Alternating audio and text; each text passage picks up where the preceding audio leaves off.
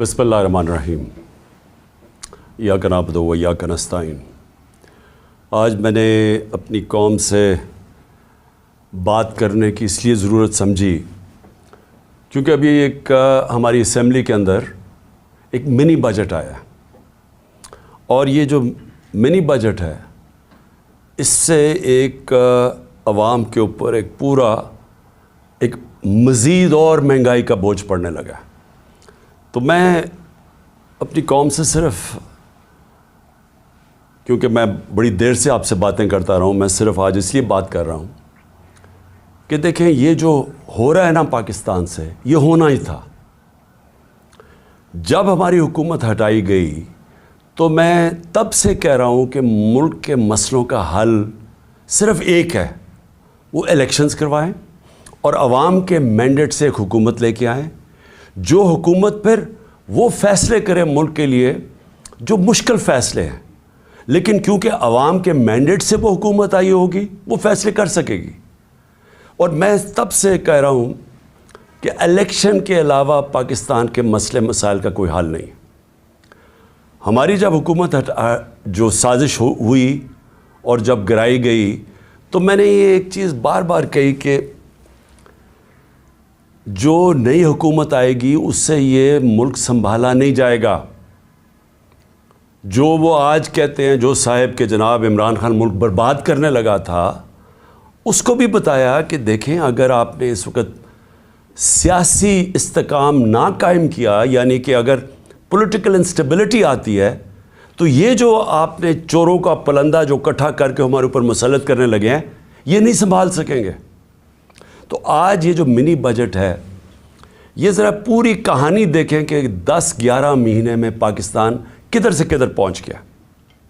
اور میں آج یہ پہلے بجٹ کے اوپر اپنا چھوٹا سا تبصرہ کر کے میں آج یہ کہنا چاہتا ہوں کہ یہ رکنا نہیں لگے ہے۔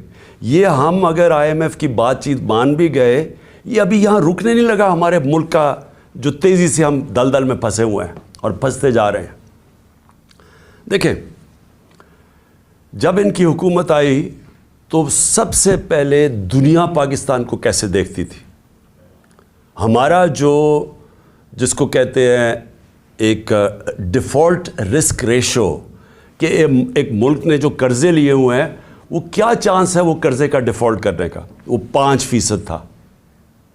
آج ملک کے حالات یہ ہیں کہ جو لیٹسٹ جو انٹرنیشنل کریڈٹ ایجنسی جو بتاتی ہے کہ پاکستان کے معاشی حالات کیا ہیں، اس میں فچ ایک ایجنسی ہے، اس نے CCC- کر دیا پاکستان کو۔ یعنی ہم اب وہ سری لنکا کی سٹیج کے اوپر پہنچ گئے ہیں کہ دنیا ہمیں وہ دیکھ رہی ہے، وہ ملک جو کہ اب ایک باسکٹ کیس بن گیا، یعنی وہ ڈیفالٹ کے اتنا قریب پہنچ گیا کہ کسی باہر کے ملک نے اس ملک کو قرضے بھی نہیں دینے، کمرشل بینکس نے قرضے نہیں دینے، کوئی انویسٹمنٹ نہیں پاکستان میں آنی۔ تو جو آج حالات ہیں اس کے اندر اگر ہم یہ سمجھ رہے ہیں کہ IMF کے ہم یہ بات چیت مان جائیں گے اس سے ملک ٹھیک ہو جائے گا، اس خوش فہمی میں کوئی نہ رہے، کیونکہ جو مشکل حالات اب یہ مزید اور بگڑیں گے۔ تو میں پہلے اپنی قوم کو صرف یاد کرانا چاہتا ہوں کہ جب ہماری حکومت ہٹائی گئی تھی اور آج عام آدمی کی زندگی میں کیا فرق پڑا ہے۔ میں مخاطب ہوں اپنی عام عوام سے، اپنی مڈل کلاس سے، سیلریڈ کلاس جو تنخواہ دار طبقہ ہے، وہ آج کس مشکلات سے گزر رہا ہے۔ میں وہ لگژری آئٹمز کی نہیں بات کر رہا کہ بڑی بڑی گاڑیوں کی، امپورٹڈ چیز کی، اور وہ جو ہماری پیسے والے لوگ چیزیں لیتے ہیں اس کی مہنگائی کی بات نہیں کر رہا۔ میں بات کر رہا ہوں جو ساری جو خواتین آج میرا یہ سن رہی ہیں، جن کو اپنے کھانے پینے کی چیزیں جو ان کو چاہیے ہوتی ہے اپنی خاندان کو صحیح، بچوں کو صحیح کھانا کھلانے کے لیے، میں ان کی بات کر رہا ہوں کہ ان کے اوپر آج کیا گزر رہی ہے، ذرا یہ دیکھ لیں۔ جب یہ ساروں نے مل کے، یہ جو آج PDM کے لوگ ہیں یہ سارے کہتے تھے جی مہنگائی ہو گئی، مہنگائی مارچ کرو، 4 روپے ہم نے وہ پٹرول کی قیمت اوپر کی تو کہا کہ پیٹرول بم گر گیا ہے۔ تو انہوں نے ایک دفعہ وہ فضل الرحمان آ گیا تھا مہنگائی مارچ کر کے، دوسری طرف وہ کام پہ ٹانگنے والے وہ بلاول آ گیا تھا، اس کے بعد ایک 2 دفعہ فضل الرحمان، اور اس کے بعد یہ مریم نے کوئی راستے میں رہ گئی تھی، اس کی بھی لانگ مارچ. لیکن سب کا ایک کہہ رہے تھے کہ مہنگائی سے لوگ تباہ ہو گئے. تو آج اللہ کیونکہ الحق ہے، سچ کا خدا ہے، اس کی وعدہ ہے کہ وہ سچ سامنے لے آئے گا. ذرا آج قوم کو بتانا چاہتا ہوں کہ آج آٹا ہمارے دور میں 60 روپے کلو تھا، آج 135 روپے کلو پہنچ گیا. جو عام آدمی کھانے کی اس کی پینے کی چیز ہے. جو گھی ہے وہ 380 ارب تھا، آج 600 ارب کے جی پہنچ گیا. جو چکن عام آدمی کی، جو خاص طور پہ کبھی کبھی اپنے بچوں کو وہ چکن کھلاتے ہیں، وہ 335 روپے کے جی سے 700 روپے کے جی پہ پہنچ گیا. جو دالیں ہیں، جو عام آدمی گھروں میں، عام آدمی کی تو دال روٹی، پیاز کی قیمت دگنی سے بھی زیادہ ہو گئی ہے. دالیں گئی ہیں 250 روپے کے جی سے 400 روپے. اور اب کسان دیکھیں، ہمیں جب تک کسان کو نہیں اٹھاتے، اور جو ہم نے پوری کوشش کی اٹھانے کی، اور ماشاءاللہ ہمارے دور پہ آخری 2 سال میں کسانوں کے پاس ریکارڈ پیسہ آیا. ہم نے ان کو ٹائم پہ جو گنے کی فصل کٹتی تھی، شوگر مل سے ٹائم پہ پیسہ لے کے دیا، پوری قیمت لے کے دی، کٹوتی ختم کی، ٹائم پہ پیسہ ملونا اپنی زمینوں پہ لگایا. ریکارڈ 4 فصلوں کی ریکارڈ پروڈکشن 2 سال ہوئی ہماری، یعنی بمپر کراپس ہوئی. تو آج وہ جو یوریا استعمال کرتا ہے وہ 1668 روپے ہمارے دور میں تھا، آج یوریا گیا ہے 3000 روپے پہ. ہمارا جو پھر میں اور بھی چیزیں جو گھر بنانے کے لیے سریا لوگ استعمال کرتے ہیں، سیمنٹ استعمال کرتے ہیں، تو سیمنٹ گیا ہے 865 روپے سے 1062 روپے پہ. جو سریا استعمال کرتے ہیں وہ 2 لاکھ روپیہ ٹن سے، سلیب سے، وہ گیا ہے 3,05,000 پہ. 2 لاکھ سے 3,05,000 پہ. اب جو لوگوں نے گھر بنا رہے ہیں، کنسٹرکشن کر رہے ہیں، ان سب کو مشکلیں پڑ گئی ہیں. جو پروجیکٹس تھے ہمارے، مثلا آپ سڑکیں بن رہی تھیں، جو پرانے پروجیکٹس چل رہے تھے، ان سب میں مشکلیں پڑ گئی ہیں. ہم جو شوکت خانم بنا رہے ہیں، اور جو انشاءاللہ اس سال کی اینڈ میں کھلنا تھا کراچی میں، اب وہ سارے ہمارے جو ایسٹیمیٹس ہیں وہ سارے اپسیٹ ہو گئے ہیں. امپورٹس رک گئی ہیں، جو سٹیل کی امپورٹس تھی، کئی چیزیں رک گئی ہیں. تو سارے اس طرح پروجیکٹس جو آن گوئنگ پروجیکٹس ہیں سب متاثر ہو گئے ہیں. یہ جو قیمتیں بڑھی ہیں سیمنٹ کی اور سٹیل کی. لوگ گھر بنا رہے تھے، ان کے گھروں کے قیمتیں ایک دم اوپر چڑھ گئی ہیں. پھر دوائیں، انہوں نے امپورٹس کے اوپر جو بین کیا ہے، جو لائف سیونگ ڈرگز ہیں، جو خاص طور پہ آپ استعمال کرتے ہیں کینسر کی ڈرگز، ہارٹ کے لیے، وہ ان سب میں قلت آ گئی ہے. کیونکہ یہ جو سوچے سمجھے بغیر سب امپورٹس بند کیے ہیں، جس میں متاثر ہو رہے ہیں ہاسپٹلز اور وہ مریض جن کی سیریس بیماریاں. اچھا، اب یہ نئے بجٹ آ گیا. یہ میں آپ کو بتا رہا ہوں، یہ اب تک جو مہنگائی ہوئی تھی، اب یہ جو انہوں نے ابھی جو آج لے کے آئے ہیں، اس کے اندر گیس اور بجلی. میں اب عام آدمی کی پھر بات کر رہا ہوں کہ جو گیس کا جس کا بل 3,000 کا آتا تھا، وہ آج ہو جائے گا 4,300 کا. جو بجلی کا بل جن کے گھر 10,000 آتا تھا، وہ 13,000 پہ چلا جائے گا. سو یہ مزید میں آپ کو آج کے بل کے بعد جو مہنگائی ہے، sales tax across the board بڑھا دیا ہے. یعنی ساری چیزیں، کیونکہ سیلز ٹیکس انہوں نے بڑھایا ہے، ساری چیزیں اس سے مہنگی ہوں گی. اور جو بھی میں نے سریا کی اور سیمنٹ کی بات کی تھی، ان کے اوپر جو گیس، سریا بنانے کے لیے جو سٹیل ملز کو گیس جاتی تھی، اس میں 14% انکریز کر دیا، تو اس کی قیمت اوپر جائے گی. سیمنٹ 10% گیس کی قیمت انکریز کر دی ہے، تو مزید اس کی قیمت اوپر چلی جائے گی. یوریا کے لیے جو پھر کسانوں کا مسئلہ آئے گا، یوریا کے لیے جو گیس 70%، اس پہ 70% گیس کی قیمت بڑھا دی گئی ہے، جو یوریا یعنی جو کھاد کی فیکٹریز کے اوپر گیس جاتی تھی، تو اس سے ایک بوری کے اوپر 375 روپے کا اضافہ ہو جائے گا اب کسانوں کے لیے. اور کسانوں کو آگے مشکل پڑی ہوئی ہے کیونکہ ٹیوب ویلز کے اوپر جو بجلی کی تھی اس کی سبسڈی ختم کر دی، تو مزید اور کسانوں کے لیے اور ایک اور عذاب آ رہا ہے.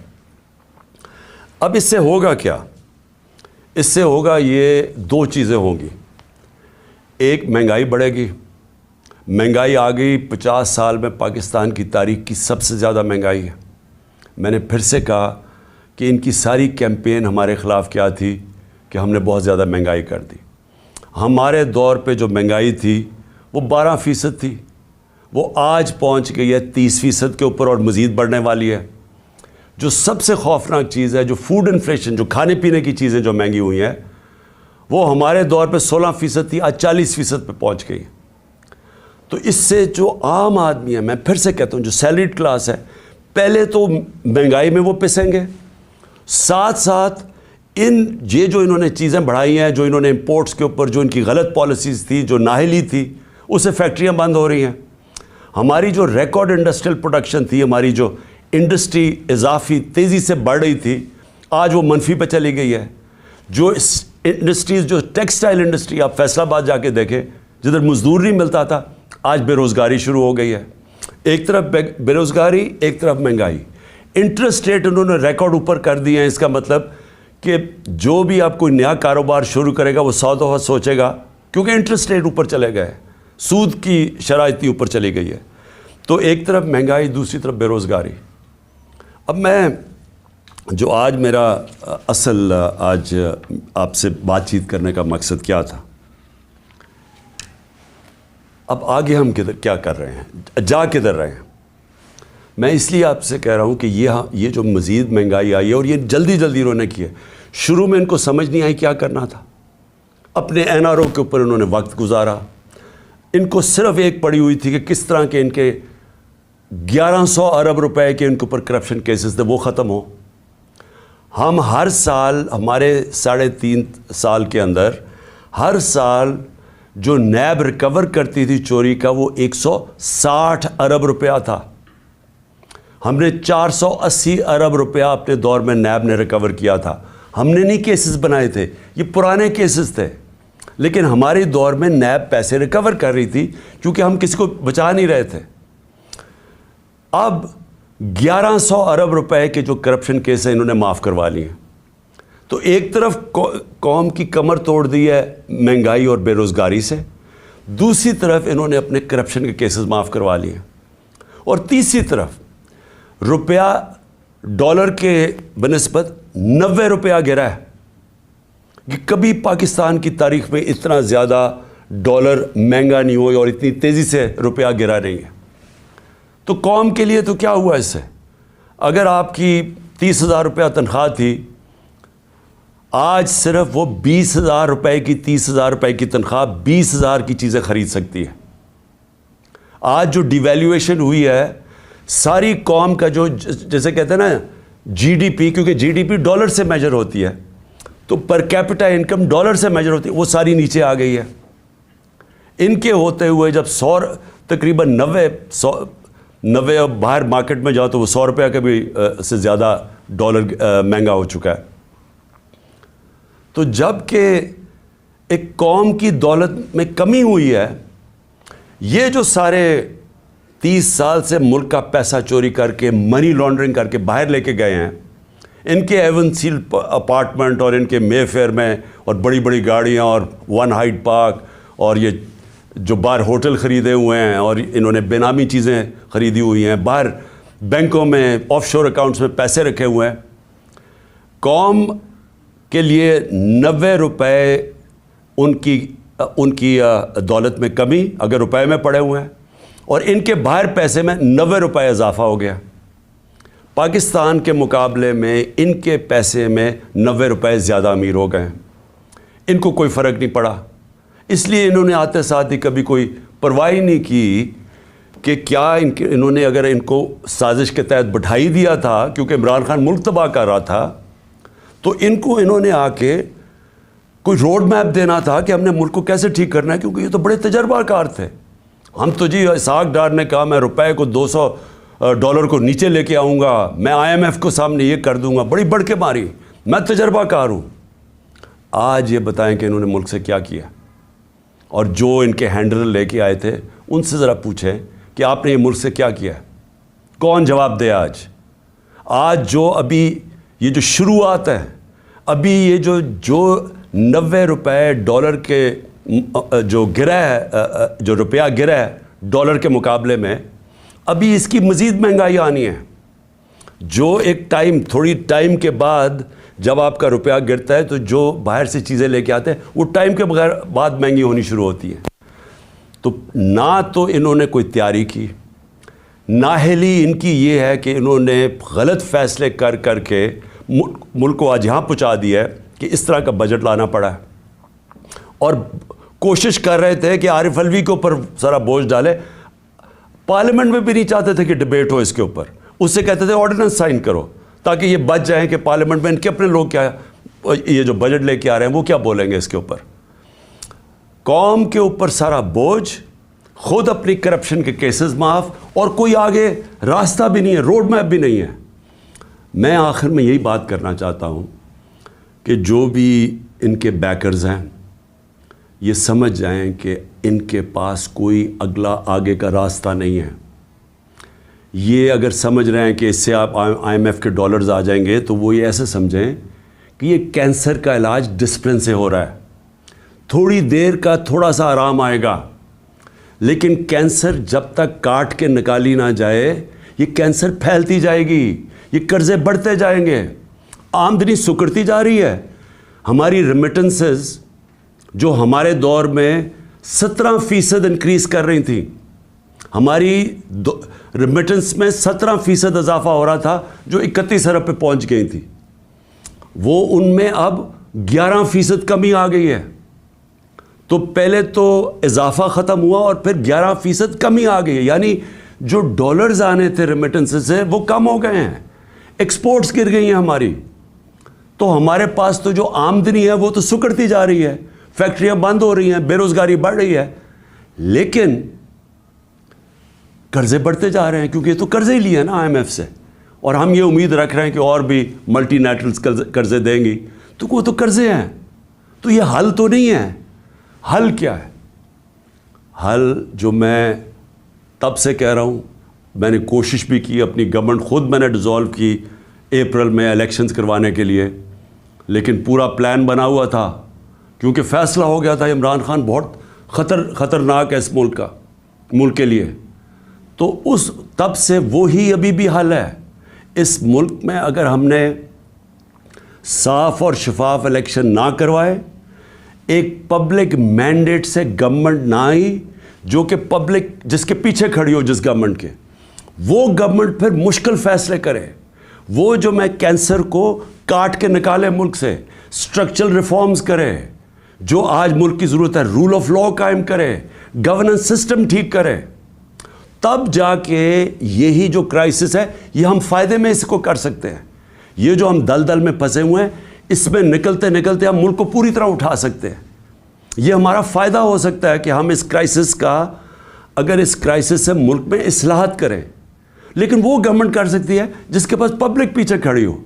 جب آپ کے پاس پبلک مینڈیٹ نہیں تو آپ ان PDM کے یہ جو اوپر 60% لوگ ضمانت پہ ہیں کرپشن کیسز پہ، اور ان کا سلوشن یہ ہے، کیونکہ ان کے پاس تو حل کوئی نہیں ہے، ان کا سلوشن یہ ہے کہ عمران خان کے اوپر 60 FIR کاٹ دو، اس PTI کے لوگوں کو جیلوں میں ڈالو، ان کے اوپر تشدد کرو، ان کو خوف پھیلاؤ، ان کو ڈراؤ دھمکاؤ، اور ان کو اور اس طرح کرو کہ جب وہ بالکل پارٹی ان کی ٹوٹ جائے تو پھر الیکشن کرواؤ.